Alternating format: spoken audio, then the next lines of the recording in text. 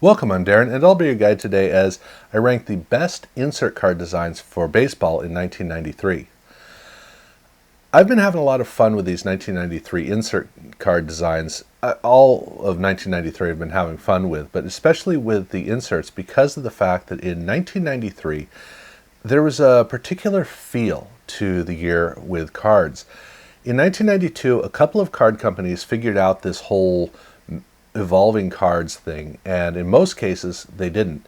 And so everybody got a year to step back, or I shouldn't say a year, but kind of an almost off season to step back, look at the card designs of 1992 and go, oh, that's what we're doing.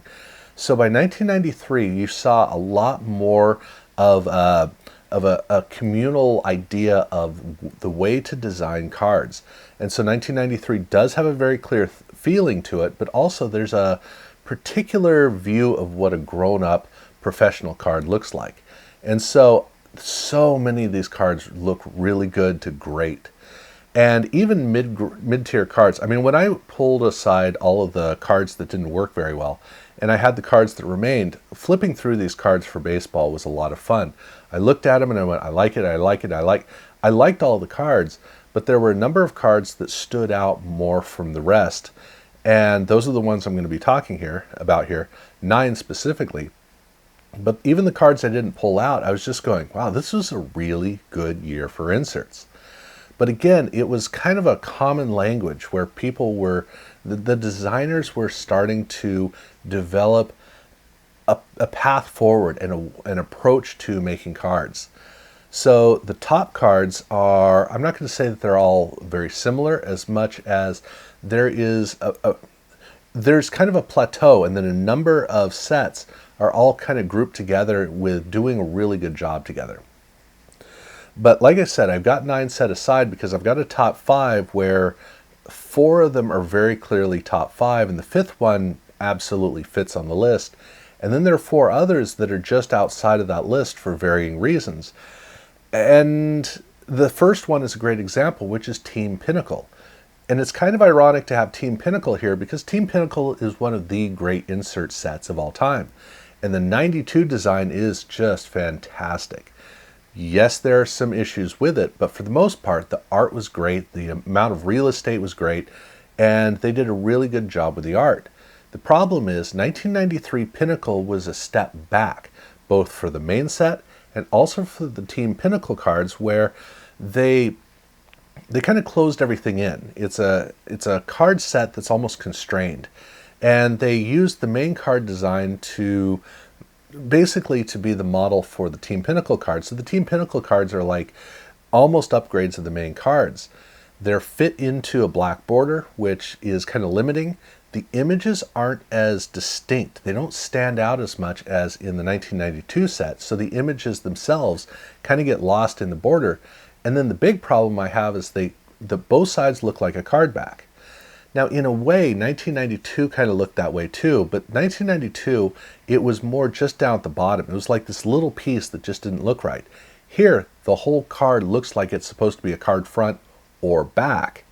And the fact that the numbers on both sides is annoying, but the big problem is on the actual card back, you have the anti-counterfeiting logo and you have the disclaimer or the copyright. But on the other side, you have the Major League Baseball logo, which looks like the same thing. It looks like the back. This is a card where I'm very aware of the fact that it looks like the back on both sides, and that drives me nuts. So at the end of the day, it's a very well-made card, very nice, but it's not a comfortable card and it's kind of boring. What's not boring is the next one that I have, which is the SP Platinum Power cards. And the Platinum Power cards are, well, this is one of the all-time overrated cards. This is a card that is actually not a very good card design. It's really not. It has die cutting. It's actually one of the very first cards ever to have die cutting, and it has copper foil. Big plus. I like that. But this card is only ranked as a great card because it's the insert set for 1993 SP. And hey, that alone makes it a real good potential great card. But where I think that in football and in hockey they did a better job, here with these cards, this really is not a good card. It's too busy. The colors for the background just don't really work. There's nothing about the card that actually, at the end of the day, is great. But with Team Pinnacle, if I open a pack and I got the card, I go, oh good, I'm working on that set. If I see one of these in a pack, I'm getting excited because whatever that card that is, whoever it is, doesn't matter. I'm excited to have that card. That's the difference between the two cards. So it kind of bothers me as I go through these cards, because I run into this card and I go, oh, that's one of the great ones. And then very quickly I'm going, it's not. It's really not. But an insert card needs to be exciting, where Team Pinnacle's not. This is, and that's what makes it successful. If a lot of people love this card because it's an exciting card and it's different, well, isn't that the whole point? So I don't think it's a top 5 card, but it's also definitely not a middle of the road card. But I think it is overrated. So I have it here in this middle ground. And then the next one is where we're starting to put the pieces together, because the next one is Donruss Studio Heritage. And here's a card that does almost everything right. It has a very elegant formal color around the outside, and then it has a great sepia shot with a really cool old-timey look inside for the player. And then it has I love the photo corners on the corners, and then the filigree with the copper foil. I love the filigree. I love the way that all of these elements come together. The problem I have is that the particular teal that they use is a little bit too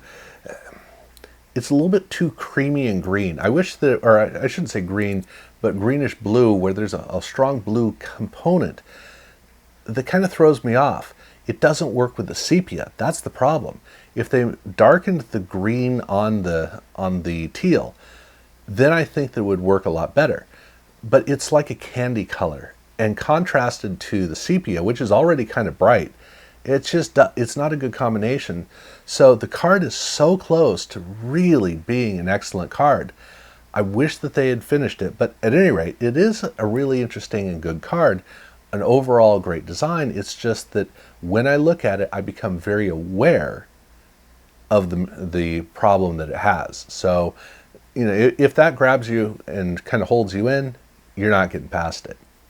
And then the last card that I wanted to talk about that isn't quite a top 5 card is the Upper Deck Walter Eos card set, the photo card set. The Walter Eos collection is what it's called. And these cards do exactly what they need to do. This is a card set of portraits taken by one of the great photographers of sports. What's the best thing to do? Get out of the way. Get the border out of the way, a little bit of gold foil for the text. That's all you need to do. Let these images stand. And for that, it's great. The problem is, as a set, it's not great. It's really not great. There's nothing to tie the cards across.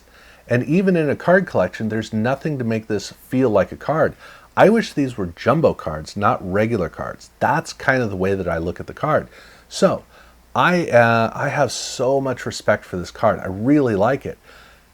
But it doesn't even have a card design, so what can I do with it? So these are all cards that I think are definitely above average. I'm really glad they made them, but as far as if I were to give people pointers on how to design a great card, these cards would not be a part of it. But the top 5 are all cards I think are a wonderful success, and it starts off at number 5 with the Upper Deck 5th Anniversary cards, where they reprinted cards from the past, or the card fronts from different years from the past, but they have a black border around the outside and gold foil, as opposed to the white border and usually no gold foil on the cards. And boy, these cards look amazing. I mean, they really do. And it helps you to appreciate how the difference that you have between a white border and a black border. There's a little bit of gloss on these cards, but it's not a high gloss card. So the gold foil is a wonderful accent. The glossiness of the surface is really good, but it's all about that black border, which just gives such a different feel to these cards. I don't mind that the card backs are completely different. I'd like for them to be something more along the lines of the original, but I get it, what they're doing. The only problem I have with this card set, though, is that the fact that it's not a huge card set, which means you have too much variety of the cards in it, which is fine, but it doesn't feel like a card set. These are cards that have to stand individually, almost like a bunch of SP cards. And that's the thing that keeps bugging me, because when I look at the Nolan Ryan card, I want to be able to look at other cards like his. And, sure, there is the Roberto Alomar card, but there are almost no other cards past that. You're only going to get basically 3 of one design, and then you're on to the next. And that haphazardness draws it back. I love the fact that these cards look great, sure, but it leaves me wanting more. That's kind of where I'm at with it. So otherwise, it is really amazing. Now, at number 4, I've got the card that is probably going to get the most pushback because it is the Select Stars card. And look, it's Dufex. I mean, how can you go wrong with that? And you can't. The only problem is that the Dufex is only on the border, and when you see it, it looks great. I love Dufex, but most of the card is etched. And etching can be really great, but they didn't really do much with it, so the etching is more, it's almost like playoff in a way, where it just kind of lightens and darkens. But the playfulness of Dufex and the strength of Dufex is what this card really wants to have. And it doesn't have it. So when I look at this card, I go, oh, that is so cool. That's got to be number 1.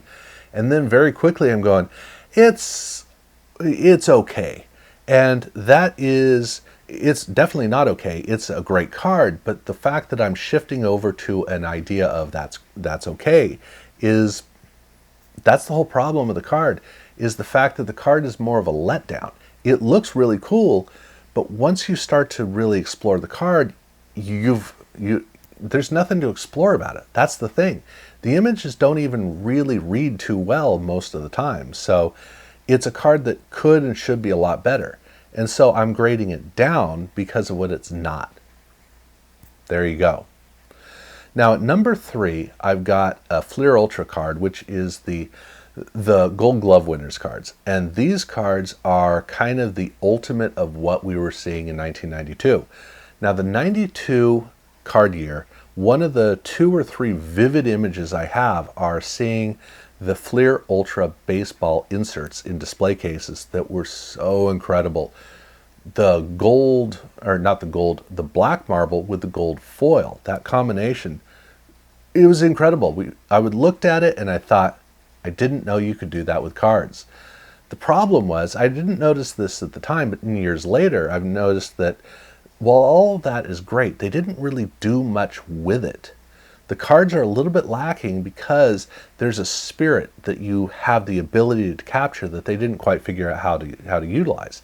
I think they kind of figured it out here in 1993 with the Gold Glove winners cards, because they have the black marble as a complete background, and they still have the gold foil, and they have the 2 images of the players, which really makes the whole card work well as a combination.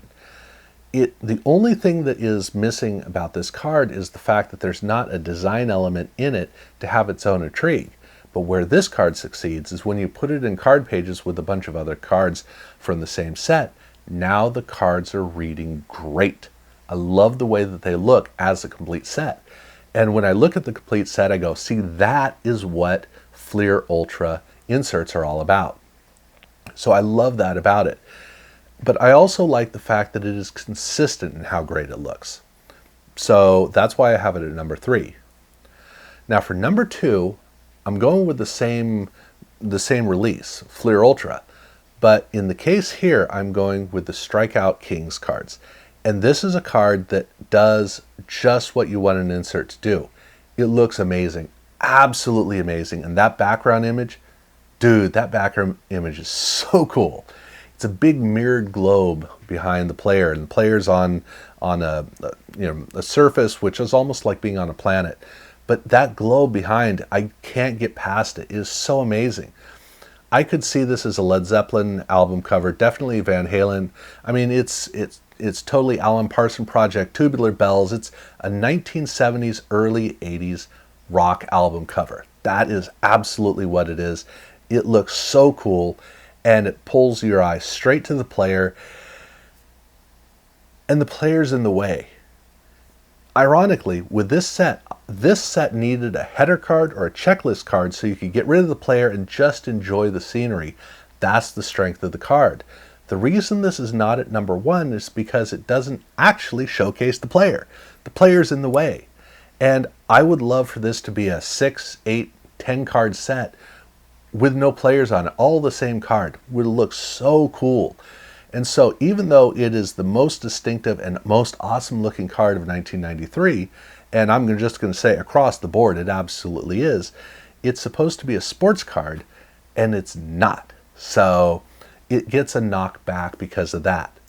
But number 1 for me is the most ironic card of this entire list, which is the Leaf Frank Thomas cards. This is a card set that celebrates Frank Thomas. And the design here is actually almost the same as what I ranked as the worst card design overall of all inserts in 1993, which is Leaf All-Star Hockey cards. And in the case of the hockey cards, the problem is it has a big box down at the bottom with gold holofoil. And that's it. It is a sharp contrast to the image above, and it just doesn't have anything. Conversely, when I go over to Frank Thomas, it is also a 3/4 bleed image at the top with a box down at the bottom with holofoil. But here, it's a black box with holofoil as text, giving it an accent, and then the black box does a great job of grounding the image above. This is how you do it. It's the same card. But when they started off with baseball, they got it right with Frank Thomas. The holofoil does such a great job of really capturing the spirit of what it's there to do. It's there to be fun and cool and interesting and a contrast. The black box is there to not do anything on the card. It allows almost like a void so that the picture above doesn't have to fight with anything. It does everything. The All-Star cards did none of that. So this card I look at and I just go, dude, this is so cool. I love these cards. Absolutely love it. And so much so that I think it is unquestionably for me, the best insert card for baseball in 1993. But definitely let me know your list of the best inserts down below if you feel that it's different. I've already done, what have I done? I've done the best hockey insert designs, so definitely check that out if you haven't had a chance. And then I've got, football and basketball. I've got those coming up in the next couple of weeks. So definitely check those out when they come up. Do subscribe if you haven't done so already, and thank you very much for watching.